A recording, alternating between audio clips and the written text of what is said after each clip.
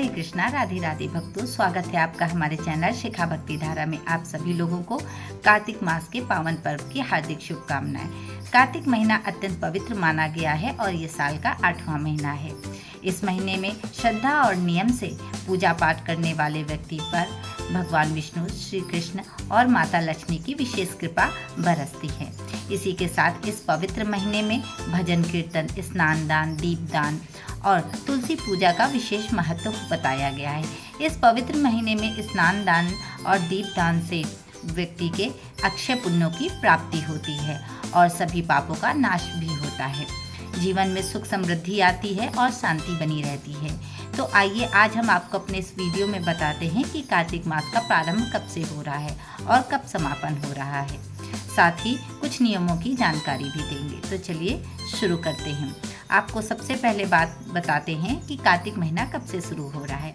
तो कार्तिक मास का प्रारंभ हो रहा है 8 अक्टूबर 2025 से और समापन हो रहा है 5 नवंबर 2025 को। अब बात करें अगर कार्तिक मास के महत्व की, तो उसकी महत्ता की बात करना तो बिल्कुल ही संभव नहीं है, किंतु कार्तिक मास को सबसे पुण्यकारी महीना माना गया है। इस महीने में सूर्योदय से पहले उठकर स्नान करना अत्यंत शुभ होता है।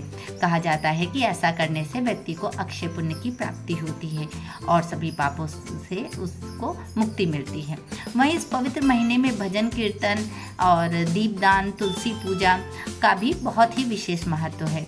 भजन कीर्तन से भगवान श्री हरि विष्णु, माता लक्ष्मी और उनके ही पूर्ण अवतार श्री कृष्ण को की आराधना करने से के बराबर ही पुण्य की प्राप्ति होती है और घर में सुख शांति और समृद्धि आती है। इस माह में गंगा स्नान, पूजा पाठ, दान, जप तप आदि करने से व्यक्ति को कई तरह के अक्षय पुण्यों की भी प्राप्ति होती है।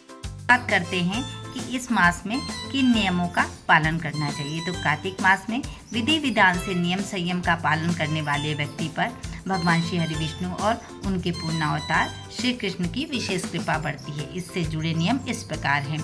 इस पावन कार्तिक मास में भगवान श्री विष्णु जल में वास करते हैं। ऐसे में किसी पवित्र नदी जैसे गंगा, यमुना आदि में आप स्नान दान करेंगे तो व्यक्ति को सुख और सौभाग्य की प्राप्ति होगी। अगर आप किसी जल क्षेत्र में ना जा सके तो आप घर पे ही गंगा जल मिलाकर नहाने के पानी में आप स्नान कर सकते हैं। उसी के बराबर आपको पुण्य की प्राप्ति होगी।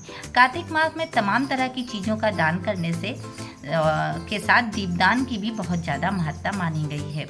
इसलिए इस माह में व्यक्ति को पुण्य फल पाने के लिए प्रतिदिन देव स्थान यानी मंदिर और हरिप्रिया यानी कि तुलसी माता के पास सुबह और शाम दोनों समय ही घी का दीपक प्रज्वलित करना चाहिए। इससे कई पुण्यों की प्राप्ति होती है। कार्तिक माह में तुलसी जी की पूजा करने के साथ उनकी परिक्रमा भी करनी चाहिए। भगवान श्री कृष्ण की पूजा के लिए कार्तिक मास अत्यंत शुभ माना गया है।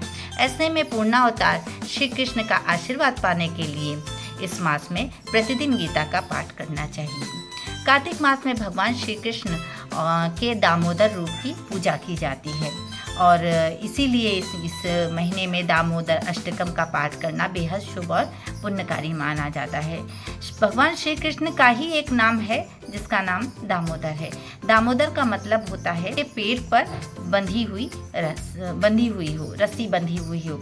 कान्हा की शरारतों से तंग आकर ही माता यशोदा ने उन्हें उखड़ से बांध दिया था। कार्तिक माह में भगवान विष्णु और कृष्ण के मंत्रों का जाप करना अत्यंत ही शुभकारी होता है। कार्तिक मास में भगवान श्री कृष्ण और विष्णु के साथ माता लक्ष्मी की पूजा का फल अत्यंत शुभ और फलदायी माना गया है। ऐसे में माता लक्ष्मी जी का आशीर्वाद पाने के लिए कार्तिक मास में कनकधारा स्तोत्र, श्री सूक्त का पाठ, लक्ष्मी स्तोत्र और विष्णु सहस्रनाम का पाठ अवश्य करना चाहिए। इन कुछ नियमों का पालन करने से इस मास में पूरे पुण्यकारी फलों की प्राप्ति होगी। साथ में भगवान विष्णु, माता लक्ष्मी और उनके पूर्णावतार भगवान श्री कृष्ण की कृपा भी प्राप्त होगी, जिससे जीवन सुखमय होगा। इसी कामना के साथ हम आपसे विदा लेते हैं। अगले वीडियो में कार्तिक मास के स्नान दान के महत्व विधि के बारे में विस्तार से जानकारी देंगे। तब तक ये वीडियो आपको पसंद आया हो या वीडियो में दी गई जानकारी आपको अच्छी लगी हो तो प्लीज़ वीडियो को लाइक करें, शेयर करें व सब्सक्राइब करें। राधे राधे।